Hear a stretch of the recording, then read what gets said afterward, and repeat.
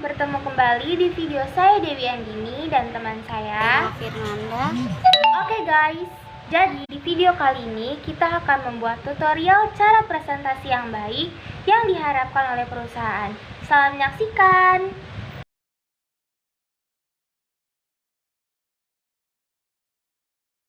Video ini di sini saya akan menjelaskan seputar presentasi terlebih dahulu. Dalam dunia kerja, kita tentu sering bertemu dengan kegiatan yang bernama presentasi. Presentasi adalah suatu kegiatan di mana kita berbicara di hadapan banyak orang. Presentasi berfungsi untuk memaparkan suatu topik, pendapat, hasil kerja, ataupun informasi kepada orang lain. Adapun tujuan dari presentasi ini adalah 1. Memujuk audiens, 2. Memberi informasi kepada audiens dan meyakinkan. Memang dalam pelaksanaannya, melakukan presentasi itu merupakan hal yang cukup sulit untuk dilakukan. Kendala-kendala yang paling sering ditemui adalah mulai dari gugup, takut, hingga demam punggung. Kendala-kendala itulah yang kelak akan memperburuk presentasi yang dilakukan. Oleh karena itu, sebisa mungkin kendala-kendala tersebut harus dihindari dan dijauhi sejauh-jauhnya. Berikut beberapa cara presentasi yang baik dan benar. 1. Percaya diri. Kepercayaan diri merupakan salah satu hal terpenting yang harus dimiliki oleh seseorang ketika dia hendak presentasi. Dalam beberapa kasus, kegagalan yang sering dialami oleh pekerja yang mempresentasikan suatu rencana proyeknya adalah karena dia tidak memiliki kepercayaan diri dalam dirinya. 2. Pembukaan yang berisi tujuan. Hal penting yang harus dilakukan adalah dengan menyampaikan tujuan awal kenapa kalian berdiri di depan para audiens. Hal ini tentu penting mengingat para audiens jelas harus tahu kira-kira kenapa sih kalian harus berdiri di depan sana dan topik apa sih yang hendak kalian sampaikan. Dengan menyampaikan tujuan kalian itu, audiens pun bisa semakin tertarik untuk mengikuti presentasi kalian dari awal hingga akhir. 3. Menguasai materi beserta audiens. Pada hakikatnya, orang yang berhasil dalam presentasinya itu bisa dilihat apakah orang tersebut mampu menguasai materi dan juga audiens dengan baik atau tidak. 4. Tanpa melihat slide PowerPoint.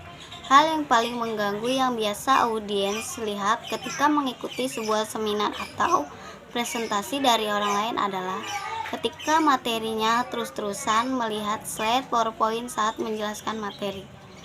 Dari situ jelas bisa dilihat bahwa presentator kurang profesional dalam melaksanakan tugasnya.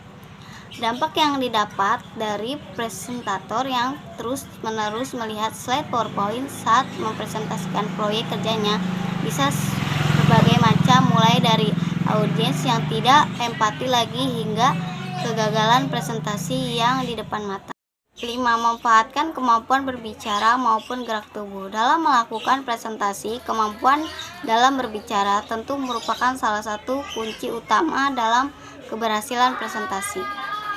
Hal itu dikarenakan dengan adanya skill berbicara yang fasih dan baik, perhatian para audiens yang sedang melihat presentasi kalian pun akan semakin tertuju kepada kalian dan semakin paham dengan apa yang kalian jabarkan.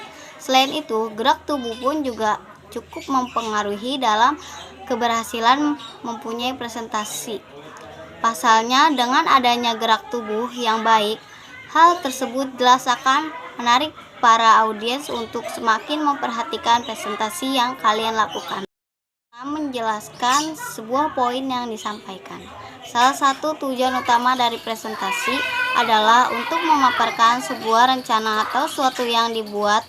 Oleh karena itu, ketika kalian berkesempatan untuk mempresentasikan sesuatu yang telah kalian buat, maka sebisa mungkin kalian harus bisa menjelaskan setiap poin yang akan disampaikan. Dengan demikian, audiens yang mendengarkan pun semakin paham dan mengerti apa yang hendak kalian sampaikan.